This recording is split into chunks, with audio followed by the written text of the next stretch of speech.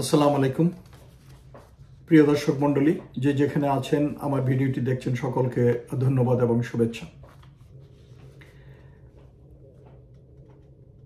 মধ্যপ্রাচ্যে এখন উত্তেজনা এবং ইরান এবং ইসরায়েলের যে যুদ্ধ, এটাই হচ্ছে এখন বর্তমানে ব্রেকিং নিউজ দুনিয়াতে। মধ্যপ্রাচ্যে উত্তেজনা সৃষ্টির জন্য কারা দায়ী, কারা জড়িত, আমরা অনেকেই জানি। প্রথমেই আমি বলতে চাই যে মধ্যপ্রাচ্যে ইসরায়েল নামের এই রাষ্ট্রটিকে প্রতিষ্ঠার জন্য যুক্তরাষ্ট্র এবং তার মিত্র যেসব রাষ্ট্র আছে, পশ্চিমা এবং ইউরোপিয়ান দেশগুলো, তারা ইসরায়েলকে শক্তি এবং সাহস সমর্থন জুগিয়ে আসছে প্রথম থেকে। এবং এই দেশটিকে তারা অতি অল্প সময়ের মাঝে যত ধরনের অস্ত্রশস্ত্র থাকে তাদের প্রতিরক্ষার নাম করে তাদেরকে দিয়ে এটাকে একটি শক্তিশালী মধ্যপ্রাচ্যের একটা মাস্তান এবং সন্ত্রাসী দেশ হিসাবে পরিণত করে। এবং এরপর থেকে তারা আস্তে আস্তে কিভাবে প্যালেস্টাইনের ভূমি দখল করে নিল, ওখানকার লোকজনকে উচ্ছেদ করে তাদের জায়গা জমি দখল করে নিল এবং প্যালেস্টাইনের ভূখণ্ড তারা আস্তে আস্তে দখল করে ইসরায়েলের ভূখণ্ডকে বৃদ্ধি করতে লাগলো। আমরা সকলেই দেখছি বিগত 70 বছর ধরে বা তারও বেশি সময় ধরে। কিন্তু দুঃখের বিষয় যে আমাদের মুসলিম উম্মার যেসব দেশগুলি আছে, যেসব নেতারা আছে, তাদের নিশ্চুপ নির্বিকার কর্মকাণ্ড মুসলিম উম্মাকে সত্যি মর্মাহত করেছে। এবং বর্তমানে যেমন অতি সম্প্রতি আপনারা যদি দেখেন যে মধ্যপ্রাচ্যে যুক্তরাষ্ট্রের প্রেসিডেন্ট ট্রাম্পের ভিজিটের সময় কি ধরনের অভ্যর্থনা তাকে দিল এবং কি ধরনের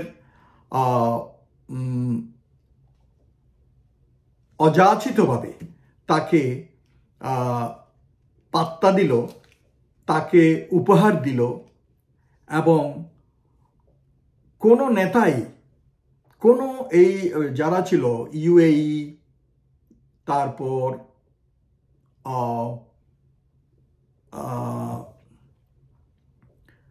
কাতার, সৌদি আরব, কেউ এই কয়েকদিনের ভিতরে তাদের ওখানে সফরের সময় ট্রাম্পের সাথে গাজা বা প্যালেস্টাইনের সেই মজলুম জনগণের সমস্যা নিয়ে একটু আলোচনা করলো না। ট্রাম্প তো নিজের থেকে করেইনি। সো এই হচ্ছে আমাদের অবস্থা। একটা কথা আছে যে মুসলিম উম্মা, আমরা ছোটখাটো মতানৈক্য থাকতে পারে, ছোটখাটো বিষয়ে মতানৈক্য থাকতে পারে আমাদের মুসলিম উম্মার ভিতরে, কিন্তু মুসলিম উম্মা হচ্ছে একটা শরীরের মতো। এবং শরীরের যে কোনো অংশে যদি কোনো ব্যথা, কোনো কষ্ট হয়, এটা অনুভূত হওয়া উচিত যে কোনো উম্মার যে কোনো অংশে থাকা মুসলমানদের। কিন্তু আমাদের তা হচ্ছে না। আমরা মনে করি যে না, আমি তো ঠিক আছি, আমার নিরাপত্তা, আমার অর্থনৈতিক অবস্থা এবং দুনিয়ার বড় বড় দেশ যারা আছে তাদের সাথে খাতির, আমি তো ভালোই আছি, আমার কিছু নাই। কিন্তু এখানে একটা কথা, দুনিয়ার যেসব মুসলমান দেশের নেতারা আছে তাদের বোঝা উচিত, গতকাল ছিল ইরাক, লিবিয়া, আফগানিস্তান, আজকে হয়তো ইরান, কিন্তু কালকে যে পাকিস্তান হবে না, কালকে যে সৌদি আরব হবে না, কাতার হবে না, এটার কোনো বিশ্বাস আছে? কারণ এদের নিয়মই হচ্ছে ডিভাইড অ্যান্ড রুল, নিজেদের ভিতরে অনৈক্য সৃষ্টি করে দিয়ে, বিভাজন সৃষ্টি করে দিয়ে একটা একটা করে ওরা তছনছ করে দেবে। আজকে দেখেন বিগত বছরগুলোতে যেই মুসলিম রাষ্ট্রগুলোতে তারা হামলা চালিয়েছে বিভিন্ন অজুহাতে, ইরাকে চালালো WMD নিয়ে, ওয়েপন অফ মাস ডিস্ট্রাকশন, যেটা আমি কয়দিন আগেও পড়ছিলাম জাতিসংঘের প্রাক্তন একজন ওয়েপন ইন্সপেক্টরের রিপোর্ট, এবং সে নিজেই বলেছে যে বুশ প্রশাসনকে বুশ প্রশাসনকে বলেছিল যে ইরাকে কোনো মাস ডিস্ট্রাকশন ওয়েপন নেই, বাট কেউ কারো কথা শুনে মিথ্যা ইনফরমেশনের উপর একটা দেশ, একটা সভ্যতা এবং লাখ লাখ মানুষের জীবন ধ্বংস করে দিল। একইভাবে আপনি দেখেন লিবিয়াতে কি হলো, আফগানিস্তানে কি হলো। সো কিন্তু এটা ইতিহাস বলে, এবং আমরা সবাই জানি, সেই দেখেন 70s-এ 70-এর দশকে তারা ভিয়েতনামে গিয়েছিল, এবং তারা মনে করে র্যাম্বো স্টাইলে, র্যাম্বোই একটা ছবি ছিল না, সিলভাস্টার স্টালোন অ্যাক্টিং করেছে, এবং ওই আমাদের দেশে ইবনে মিজান যেরকম ছবি বানাতো গাঁজাখুরিশ, মানে কাল্পনিক, সব কিছু করে ফেলা যায়, তো তেমনি একটা মেশিন গান দিয়ে র্যাম্বো সব কিছু জয় করে ফেলে, পাহাড় পর্বত নদী নালা সব উতরাই চলে যায়। তো একইভাবে এরা মনে করছে যে দুনিয়ার সব জায়গায় গিয়ে তারা মাস্তানি করতে পারবে এবং র্যাম্বো স্টাইলে একবারে যুদ্ধ জয় করে আসবে। আমরা তো বিগত সেই ভিয়েতনাম থেকে শুরু করে আফগানিস্তান পর্যন্ত আপনারা দেখেন, সব জায়গায় লেজ গুটিয়ে কোনো চুক্তি করে, বা কোথাও এই সোমালিয়াতে যেরকম হয়েছে পালিয়ে পালিয়ে দৌড়ে দৌড়ে শিপে উঠে চলে আসছে, জিপে যুক্তরাষ্ট্রের সৈনিককে বেঁধে ওখানে লোকজন হেঁচড়াইছে।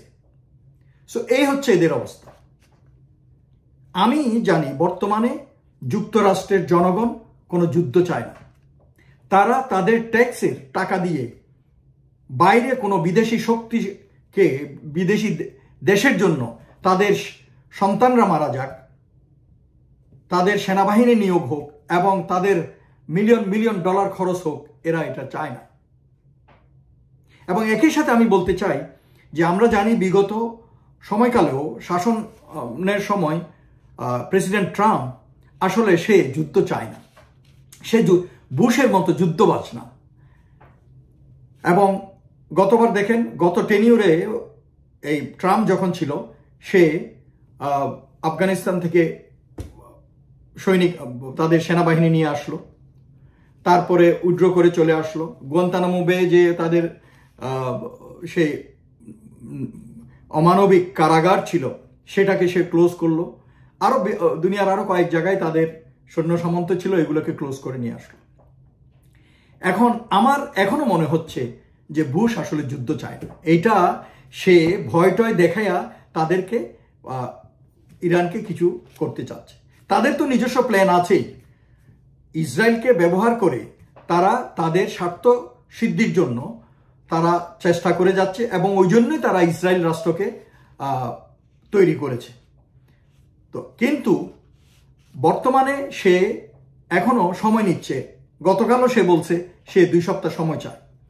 তো এই সময়ের ভিতরে দুইটা জিনিস হতে পারে, একটা হচ্ছে যে হয়তো সে বোম্বিং করার চেষ্টা করবে, যেটার ওই যে জুজুর ভয় দেখাচ্ছে, কারণ ইরানের, যদিও ওরা বলছে এবং আরো অন্যান্য বিশ্বস্ত সূত্র থেকে জানা গেছে, ইভেন কি IAEA বলেছে, ইন্টারন্যাশনাল অ্যাটমিক এনার্জি এজেন্সি, তারাও বলেছে যে ইরান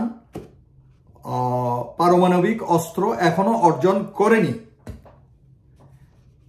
বাট তারা এই যে ইসরায়েল এবং ইসরায়েলের কথার উপর ভিত্তি করে, এবং যুক্তরাষ্ট্র বলছে তাদের গোয়েন্দা সংস্থার গোয়েন্দা রিপোর্টের উপর ভিত্তি করে, তারা আবার একটা চরম ভুল করতে যাচ্ছে, যেরকম তারা ইরাকে করতে গিয়েছিল। যদি যুক্তরাষ্ট্র এই যুদ্ধে জড়িয়ে যায় তাহলে এটার পরিণতি কিন্তু কি হবে এটা আমরা বুঝতে পারতেছি। বিভিন্ন সমালোচকরা এবং বিশ্লেষকরা মন্তব্য করছেন যে দুনিয়া হয়তো তৃতীয় বিশ্বযুদ্ধ অবলোকন করবে। কিন্তু আমার মনে হচ্ছে এই 2 সপ্তাহের ভিতরে হয়তো আরো কিছু ডিপ্লোম্যাটিক কূটনীতিক কর্মকাণ্ডের জন্য সে সময় ক্ষেপণ করছে। এবং এমনও হতে পারে, যদিও নেতানিয়াহু বলছে যে তাকে সর্বাত্মক সহযোগিতা করছে, তাদের যুক্তরাষ্ট্রের পাইলটরা গিয়ে তাদের পাইলটের সাথে একসাথে বম্বিং করছে, তারপরে তাদের শিপ এবং অন্যান্য গোলা বারুদ অস্ত্রশস্ত্র এইসব দিয়ে তাদেরকে বিভিন্নভাবে সহযোগিতা করছে, এটা তো আমরা জানি। কিন্তু আলটিমেটলি যুদ্ধে অংশগ্রহণ, সরাসরি অংশগ্রহণ করবে কিনা এটা হচ্ছে প্রশ্ন। যদিও ওরা এখন তাকিয়ে আছে কখন যুক্তরাষ্ট্র যাবে এবং তাদেরকে সহযোগিতা করবে। সহযোগিতাটা কি? তাদের কাছে পারমাণবিক যেই স্থাপনা সেটা শত শত ফুট নিচে ইরানে মাউন্টেনিয়াস এরিয়াতে অনেক মাটির গভীরে। তো এখানে ধ্বংস করার জন্য যেই বাংকার বাস্টার আছে, যেই বোমাগুলো ইসরায়েলের আছে, যেই বোমাগুলো যুক্তরাষ্ট্র তাদেরকে দিয়েছে, সেগুলো কিন্তু অত বেশি গভীরে যেতে পারবে না। বেশি গভীরে কার্যকরীভাবে কোনো ক্ষতি করতে পারবে না। বাট আমেরিকা বলছে যে তাদের কাছে একটা বোমা আছে যেটা বলে GBU-57 MOP, massive ordinance penetrator, যেটা 30,000 পাউন্ড ওজন, একটা ওজনের মানে এটা প্রেশার ক্রিয়েট করতে পারবে। এবং ওই বোমাটা হচ্ছে ইটস উইদিন স্টিল কাস্কেট, যাতে ওই স্টিল যদি বোমা পেনিট্রেট করে মাটিকে বা কংক্রিটকে বাস্ট করার জন্য যথেষ্ট পরিমাণ শক্তি থাকে। এবং স্টিল কেজিং এর ভিতরে এই বোমাটা থাকে এবং এটা 20 ফিট লম্বা, 30,000 পাউন্ড প্রেশার ক্রিয়েট করতে পারবে।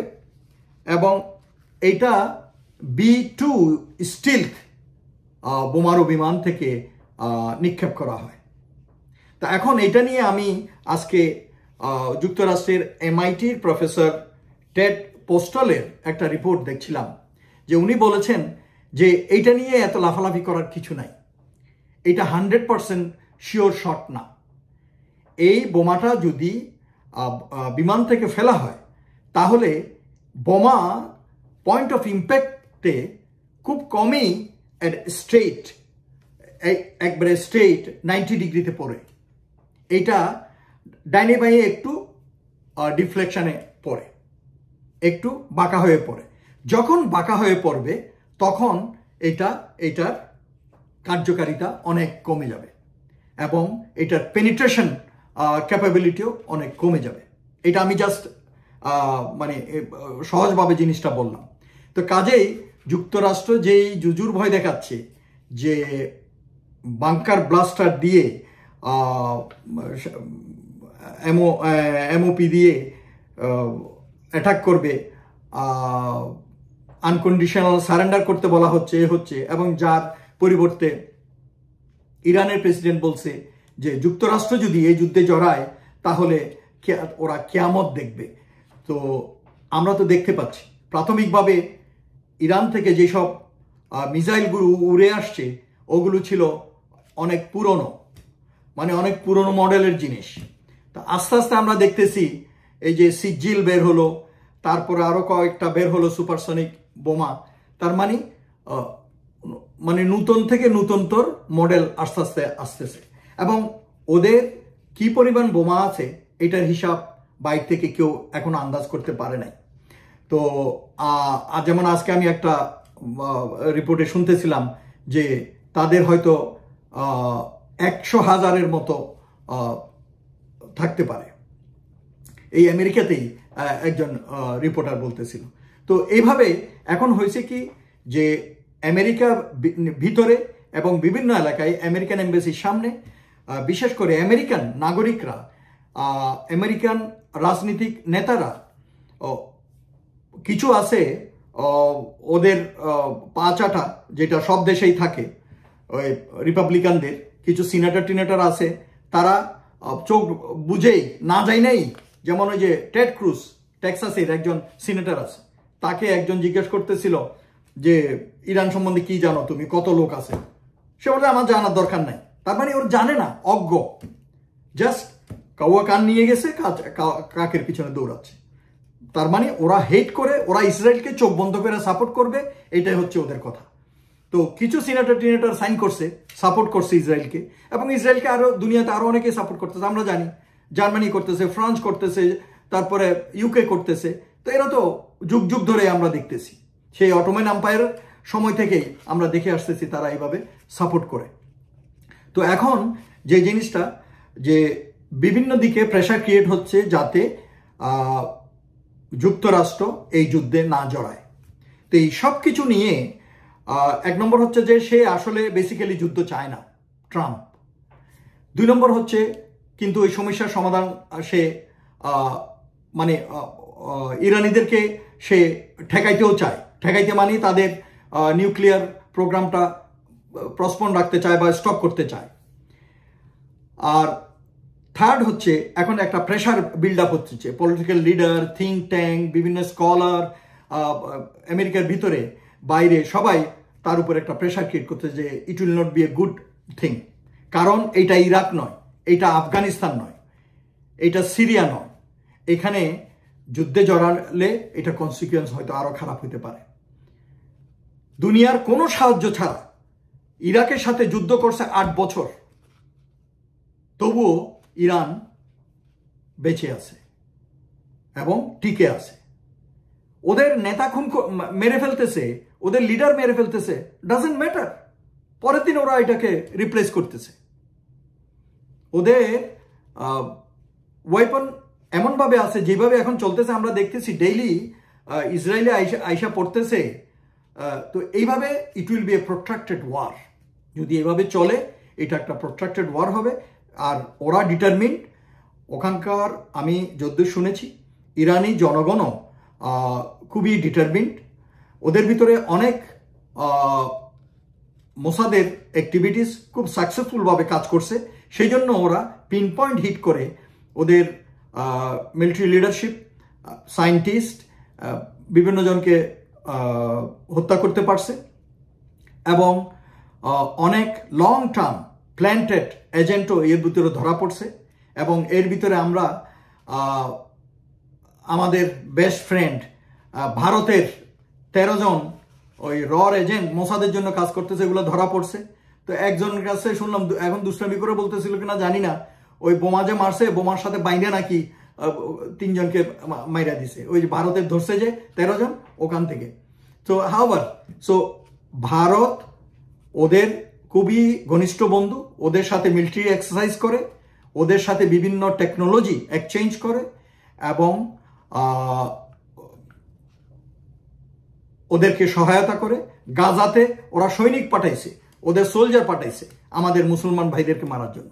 আর এখানে মোসাদের জন্য কাজ করার জন্য তাদের এজেন্টদেরকে পাঠাইছে। তো কাজেই জিনিসটা আপনারা বুঝে নেবেন এবং ওরা আমাদের দেশে কিভাবে কাজ করতেছে এইটাও খেয়াল রাখতে হবে। এবং বর্তমানে আমি যে জিনিসটা বললাম যে আজকে 8 দিন হয়ে গেল এবং পাল্টাপাল্টি হামলা চলতেছে। ইসরায়েলের একটু কম হচ্ছে, বাট ইরান থেকে অনবরত আসতেই আছে এবং আস্তে আস্তে ইসরায়েলকে তাবা করে দিচ্ছে। ইনকেস যদি আমেরিকার সাহায্য না যায়, তাহলে এইভাবে যদি ইরান চালায়, তাহলে ইসরায়েল একটা সময়ে তার অপরাধটা বুঝতে পারবে যে বিনা উস্কানিতে, বিনা মিথ্যা খবরের উপর বাহানা দিয়ে সে কেন ইরানকে আক্রমণ করলো, ওইটার মাসুল তাকে দিতে হবে হয়তো। তো এখন আমরা দেখা যাক, আমরা দেখতে থাকি। কিন্তু এখানে আরেকটা জিনিস যেটা আমি বলতে চাচ্ছিলাম, যে আমাদের আসলে আমরা যুদ্ধ চাই না, আমরা ধ্বংস চাই না, আমরা মানুষ এবং কোনো স্থাপনার ক্ষয়ক্ষতি চাই না। সেজন্য আসলে সকল পক্ষই মাস্ট হ্যাভ রেস্ট্রেন্ট, তারা তাদের নিজেদেরকে সংযত করা উচিত এবং সঠিক একটা সমাধানের পথ খুঁজে বের করা উচিত। এই জিনিসটা, এটাতে যারা বড় বড় স্টেক হোল্ডার তাদেরও খেয়াল রাখা উচিত। যদিও আমরা শুনেছি এইটার সত্যতা অনেকেই যাচাই করতে পারেনি, এটা অনেকটা আন্দাজের উপর বলছে যে চায়না থেকে 4টা জায়গায় 4টা ইনস্টলমেন্টের বিভিন্ন অস্ত্রশস্ত্র ইরানে গিয়েছে। সো এভাবে ইরানেরও আছে সাপোর্ট করার মতো দেশ। এখন যদি ট্রাম্পের বাড়াবাড়ি হয়ে যায়, সে যদি যুদ্ধে জড়িয়ে যায়, তাহলে দুনিয়া হয়তো একটি বিশ্বযুদ্ধ হয়তো আবার দেখবে, যেটা আমরা চাই না। তো সকলে ভালো থাকুন, আমরা দেখতে থাকব সামনে কি হয়। আমরা দোয়া করি দুনিয়া যেন একটা শান্তিময় বিশ্বকে দেখতে পায়। আসসালামু আলাইকুম।